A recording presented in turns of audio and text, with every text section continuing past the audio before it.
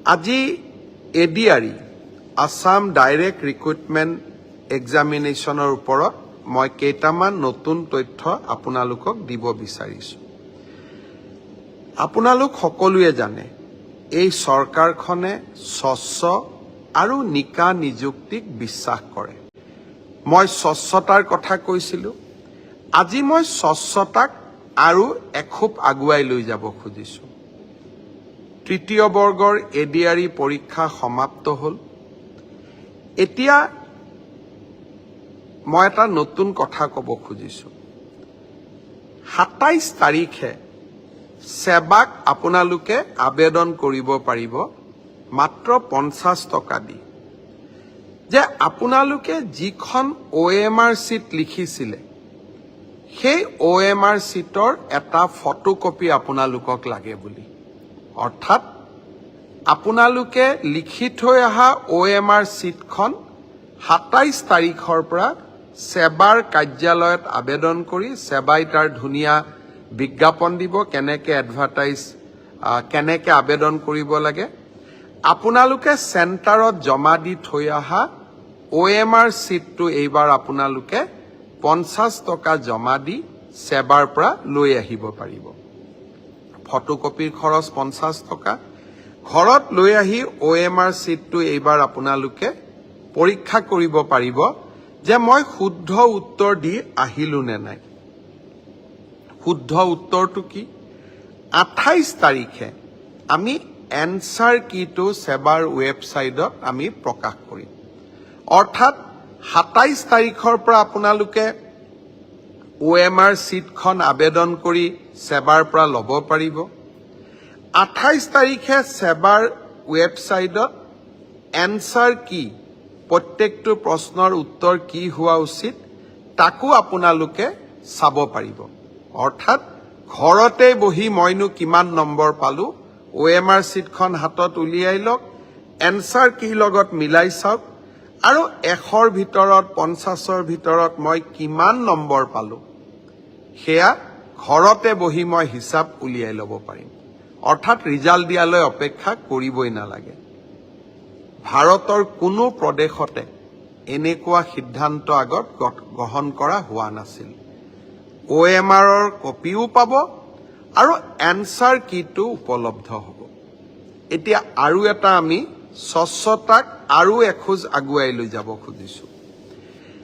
Answer কিটো আপোনালোকে চাই পেলাই মনত খুদুৱনি লাগিলে যে এইটো প্ৰশ্নৰ এইটোতো উত্তৰ নহয়, উত্তৰটো বেলেগহে হ'ব লাগিছিলে। 500 টকা দি আপোনালোকে সেৱাক জনাব পাৰিব যে আপোনালোকে প্ৰস্তুত কৰা উত্তৰটো ভুল হৈছে। উত্তৰটো আচলতে পঞ্চপাণ্ডৱৰ তৃতীয়জন সন্তান ভীম নহয় অৰ্জুন। সেৱাই ভীম বুলি এনসাৰ কিট লিখিলে। আপোনালোকে শুদ্ধ কৰি দিলে সেৱাক যে আপোনালোকৰ এনসাৰ কিটো ভুল। আচলতে পঞ্চপাণ্ডৱৰ তৃতীয়জন অৰ্জুন। অৰ্থাৎ আপোনালোকে সেৱাক এটা ভুল শুধৰাই দিলে। তৎকালীনভাৱে সেই 500 টকাটো আপোনালোকে উভতাই পাব। 500 টকাটো আমি এই কাৰণেই ফিজ লৈছো, নহলে সকলোৱে এনসাৰ কিটো ভুল বুলি হাৰাশাস্তি কৰাৰ ৰাস্তাও ল'ব পাৰে। যাতে হাৰাশাস্তি কৰাৰ ৰাস্তা নলয় সেইবাবে আমি এটা 500 টকা ল'ম। কিন্তু যদি আপোনালোকৰ পৰামৰ্শ শুদ্ধ হয় আমি সেই 500 টকাটো উভতাই দিম। অৰ্থাৎ আজি মই স্বচ্ছতাৰ দিশত তিনিটা কথা ক'লো। অহা 27 তাৰিখৰ পৰা স্বচ্ছ পৰীক্ষাৰ ক্ষেত্ৰত মই তিনিটা নতুন সিদ্ধান্ত আজি মই ঘোষণা কৰিলো। এটা হ'ল যে আপোনালোকে OMR চিটটো যিটো চিটত আপোনালোকে আনসাৰ কৰি আহিছে তাৰ ফটোকপিটো অহা 27 তাৰিখৰ পৰা আপোনালোকে সংগ্ৰহ কৰিব পাৰিব সেৱাৰ কাৰ্যালয়ৰ পৰা। তাৰ প্ৰচিডিউৰটো বিজ্ঞাপনত আহিব। 50 টকা দি আবেদন কৰিব লাগিব। 50 টকাও ফটোষ্টেটৰ খৰচ। দ্বিতীয়তে 28 তাৰিখে আপোনালোকে এনসাৰ কিটো পাব, যাতে OMR আৰু এনচাৰ চিটটো মিলাব পাৰে আৰু এনচাৰ কিটোত যদি আপোনালোকে কিবা ভুল দেখে সেইটো আপোনালোকে সেৱাক জনাব পাৰিব 500 টকা দি আৰু আপোনাৰ পৰামৰ্শ বা আপুনি যিটো ভুল বুলি ক'লে সি যদি বিশেষজ্ঞসকলে সঁচাই ভুল বুলি কয় আমি আপোনাক সেই 50 টকাটো উভতাই 500 টকাটো আমি উভতাই দিম একাংশ